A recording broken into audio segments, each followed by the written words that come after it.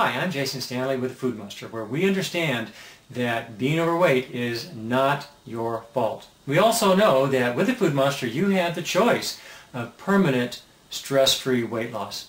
I'm here today with another insight into the world of weight gain and weight loss. Today I'll be talking about metabolism. I've been studying the cause and the cure of obesity for just about 30 years now, and have talked to and interviewed thousands, truly thousands of people. And one thing that I hear over and over again is, it's my metabolism. And I'll hear many people say it's the other person's metabolism as well. It's kind of a common myth in the world of overweight. Now, I'm going to have to tell you, it's not. Understand, it's not your fault, but it is not your metabolism. We have to understand that, because you get clear on these things, it makes it easier then to get to the real issues and have that permanent stress-free weight loss that we talk about. So on with the metabolism. Whatever your metabolism is, or any other body's metabolism is, they must eat for their metabolism and not anymore. What does that mean? Let's take a look at my mother-in-law, for example. She's 4'11", always very frail, barely 100 pounds. One of her grandsons is 6'5", and he's a full, robust guy. You know, he's big in the shoulders, he's a big man. Now, obviously, he needs to eat a lot more food than she does because he's just a bigger person. Well, it'll be the same thing. Let's say if I were twins and one of the twins had a very fast metabolism, or somewhat faster, and the other twin had a somewhat slower. Well, you know, this twin with a slower metabolism would need to eat for his own body, just like the twin with a faster metabolism would need to eat for his own body. But let's say even take it down to one person. That's, let's say, you or me. Think of maybe a college kid out in West Texas. I live in Central Texas, so let's think of a college kid out in West Texas. Now, he's 19, 20 years old and in very good health, moving right along.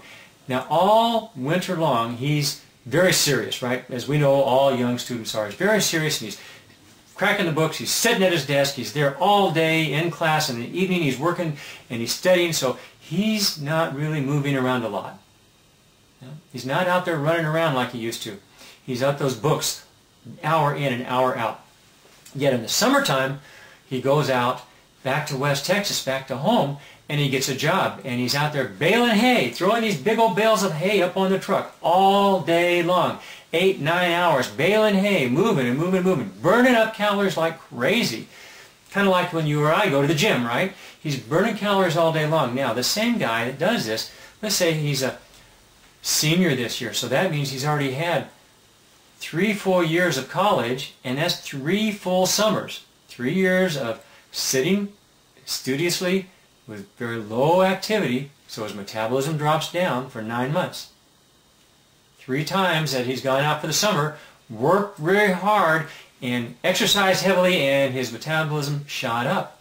Yet that same guy, we know, stays within a couple pounds of his same weight all year long. See, at one point he kicked his metabolism up, so what would happen? You know it. He'd eat like a horse, right? Eat like crazy.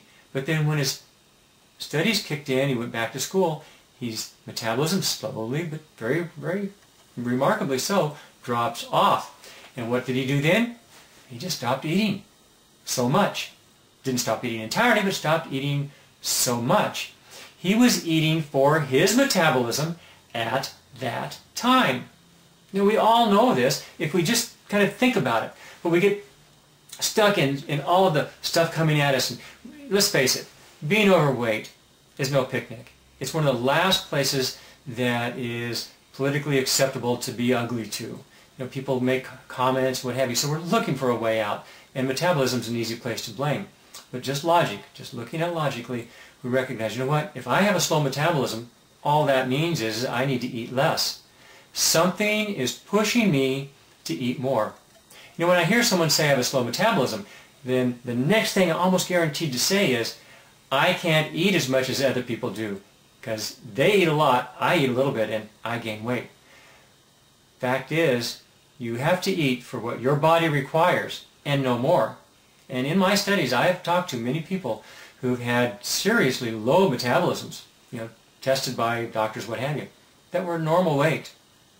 They just didn't eat very much. You have to eat for your own body's needs. It's not your metabolism. It's an urge that makes you eat more than you need. That urge that drives you to eat more than you really want. Emotionally is something there pushing you. And that's what we call the food monster compulsion. It's a subconscious thing, and it's not your fault. We can teach you how to get rid of that at foodmonster.net. That's foodmonster.net, and take a look at the book, Taming Your Food Monster, that you can also find at our website. This is Jason Stanley for Food Monster. Hope to see you soon.